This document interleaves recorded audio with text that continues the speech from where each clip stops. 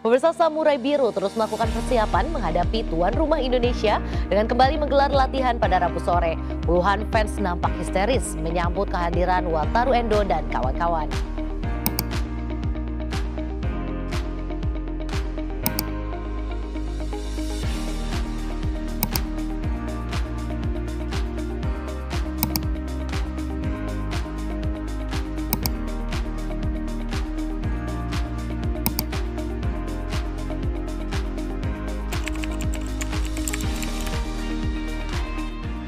Sepak bola Jepang telah mengalami transformasi yang signifikan dalam beberapa dekade terakhir. Dari menjadi tim yang dianggap remeh, Jepang kini menjadi salah satu kekuatan utama di Asia dan bahkan dunia. Keberhasilan mereka di pentas internasional, termasuk penampilan mengesankan di Piala Dunia 2022, menunjukkan berapa jauhnya kemajuan yang telah mereka capai.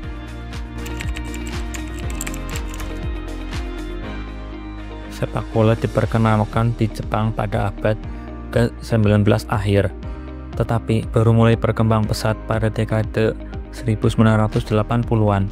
Pada tahun 1965, Jepang mendirikan Federasi Sepak Bola Nasional, yaitu JFA, dan mulai berpartisipasi dalam kompetisi internasional.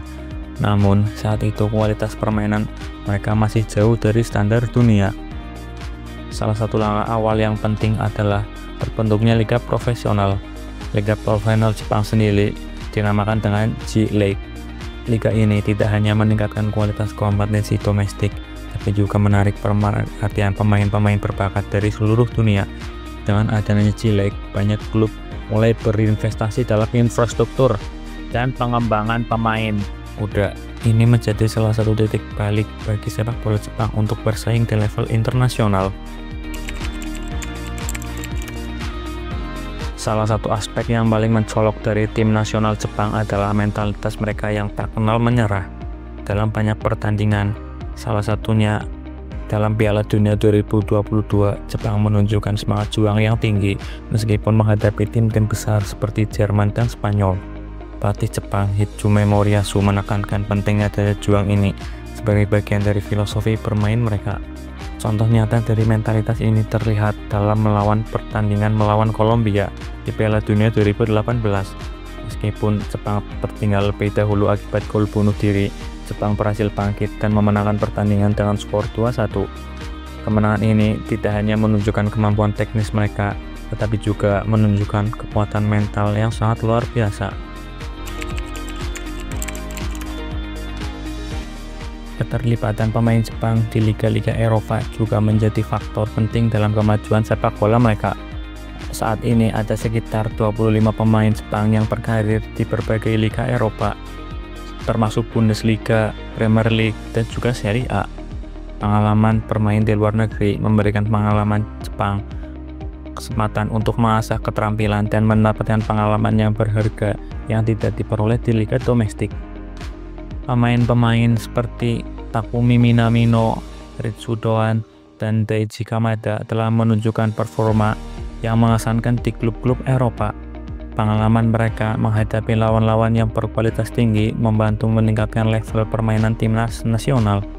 Selain itu, para pemain ini membawa kembali pengalaman berharga dalam tim ketika mereka kembali membela negaranya. Jepang telah menempatkan fokus besar pada pengembangan pemain muda. Program-program pelatihan yang sistematis telah dilaksanakan untuk memastikan bahwa talenta muda mendapatkan pelatihan yang tepat sejak usia dini. Ini termasuk kompetisi usia dini yang berkualitas, serta akademi sepak bola yang terintegrasi dengan sekolah-sekolah. Salah satu contoh suksesnya adalah akademi sepak bola Gamba Osaka dan Yokohama yang telah melahirkan banyak pemain berbakat. Akademi-akademi ini tidak hanya fokus pada teknik bermain, tetapi juga fokus pada pendidikan karakter dan juga disiplin. Hal ini penting untuk membentuk pemain yang tidak hanya unggul secara teknis, tapi juga memiliki mentalitas dan daya juang yang tinggi.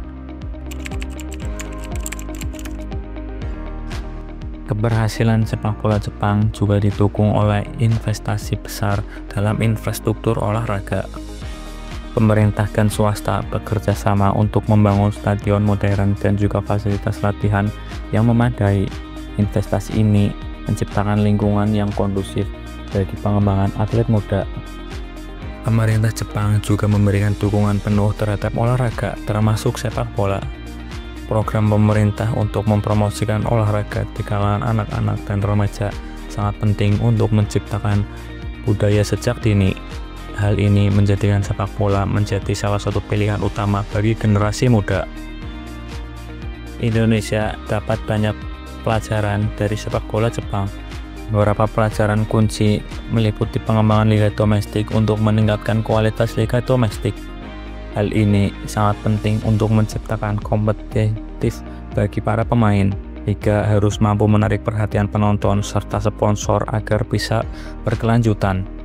Selanjutnya adalah mentalitas bertanding. Mengadopsi mentalitas juang yang tinggi dan tidak mudah menyerah akan membantu tim Indonesia menghadapi tantangan di level internasional. Ini bisa dimulai dengan pembentukan budaya positif dalam tim nasional. Selain itu, pendidikan dan pembinaan pemain muda yang dapat dilakukan dengan investasi dalam program pelatihan pemain muda yang harus menjadi prioritas untuk memastikan keinginan prestasi sepak bola. Akademi-akademi sepak bola perlu dibangun dengan kurikulum yang jelas dan terstruktur, sehingga dapat memberikan kesempatan pada pemain muda untuk berkarir di luar negeri. Hal ini karena berkarir di luar negeri dapat meningkatkan kualitas permainan mereka. Kerjasama dengan klub-klub luar negeri juga bisa membuka jalan bagi pemain muda Indonesia untuk lebih berkembang. Yang terakhir yaitu dukungan infrastruktur. Membangun infrastruktur olahraga yang baik sangat penting untuk mendukung perkembangan sepak bola di Indonesia. Stadion modern dan fasilitas latihan harus menjadi prioritas pemerintah maupun swasta. Kemajuan sepak bola Jepang bukan hanya hasil instan, melainkan buah hasil dari kerja keras selama bertahun-tahun.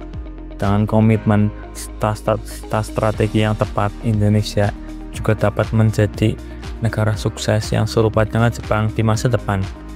Seperti kata pepatah Jepang, batas berjuang bukan saat kalah, tetapi saat menyerah. Semangat ini harus menjadi pendorong bagi semua pihak terkait untuk terus berusaha demi kemajuan sepak bola Indonesia. Dengan menerapkan pelajaran-pelajaran ini, Indonesia memiliki potensi untuk meningkatkan prestasi sepak bolanya di tingkat region maupun nasional.